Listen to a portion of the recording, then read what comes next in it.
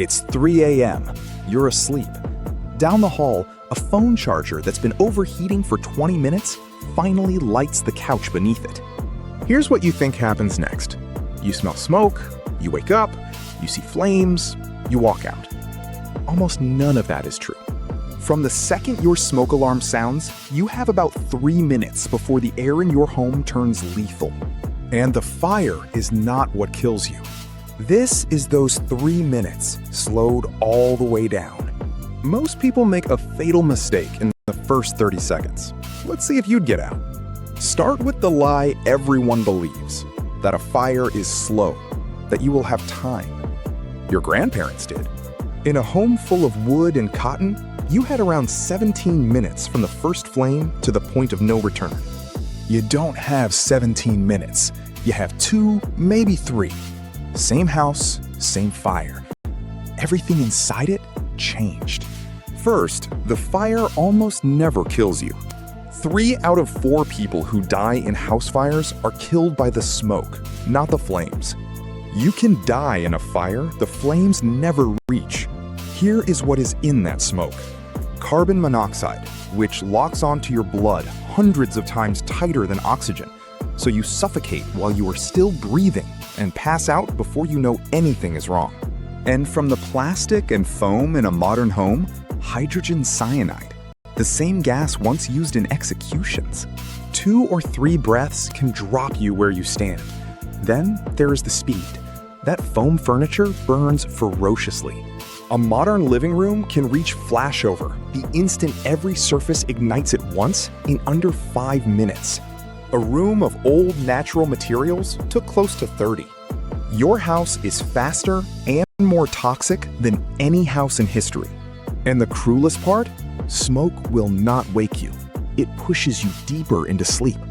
Only the alarm wakes you. 3 out of 5 people who die at home died where it never sounded. Minute 0, the alarm. That scream in the dark just handed you your 3 minutes. But you don't wake up clear. You surface confused, heart hammering, no idea what is real. 5 seconds gone to panic. So you do the hardest thing. You accept it instantly.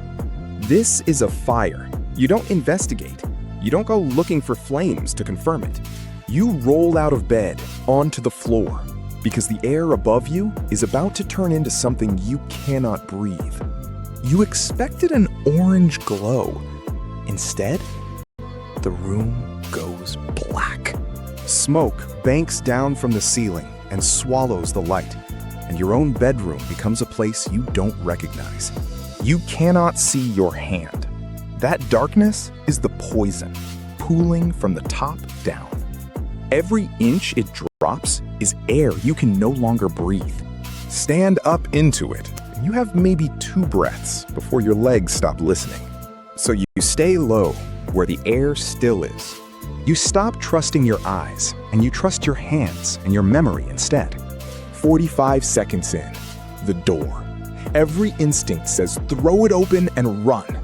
This decision kills more people than any other in the fire, because you have no idea what is on the other side. So before you touch it, you reach up with the back of your hand and feel the door and the handle. If it is hot, you stop. A hot door means the hallway is already an inferno, and that door is the only thing keeping it off you. Open it, and you invite a wall of flame into the one room still keeping you alive. A hot door is a closed door. The fire is telling you which way not to go. 1 minute. If the door is cool and the way looks clear, you still don't stand and run. At head height, the air can be hundreds of degrees, enough to scorch your lungs in one breath. Down near the floor, there's a thin layer that is cooler and cleaner. So you get flat and you crawl. One hand stays on the wall, your guide rope when your eyes are useless. You count the doorways, steady, not frantic. Frantic burns the breath you cannot spare. 1.5 minutes. As you move, you do something that feels backwards. You pull every door shut behind you. Fire needs oxygen and an open path, and every door you close starves it and walls off the smoke.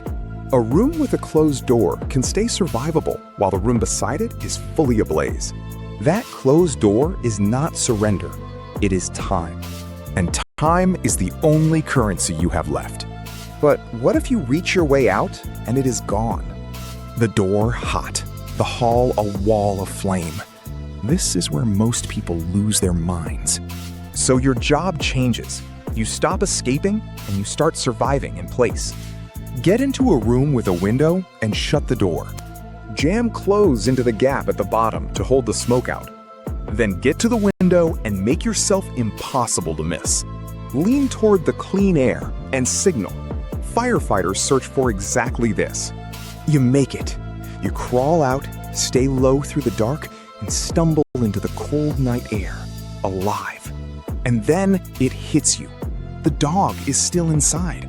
Your phone, the photos. And your whole body turns back toward the house. Do not. This is the last trap, and it catches the people who already won. The conditions you barely crawled through are now completely lethal. Firefighters train for years and carry air on their backs to go in there. You have neither.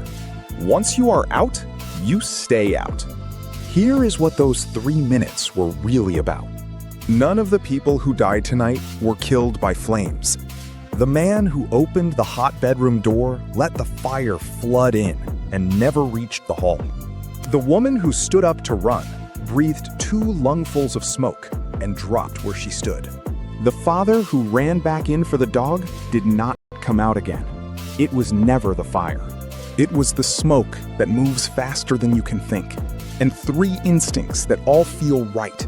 Opening the door, standing up, going back. And here is the part that should keep you up tonight. The real decision was not made in those 3 minutes. It was made weeks ago, when you decided whether that alarm had a working battery and whether you knew your 2 ways out. The fire does not decide if you live. You already did. You will almost certainly never be lost at sea. But a home fire? In the time it took to watch this, several started. It is one of the most likely disasters you will ever face, and one of the most survivable. If you have made the choices that matter before the alarm ever sounds. So, real question, right now. Do you know 2 ways out of the room you are in? When did you last test that alarm? Tell me in the comments. And the disaster with no flames, no smoke, no warning, the one that kills you in the same bed and you simply never wake up, that one is next.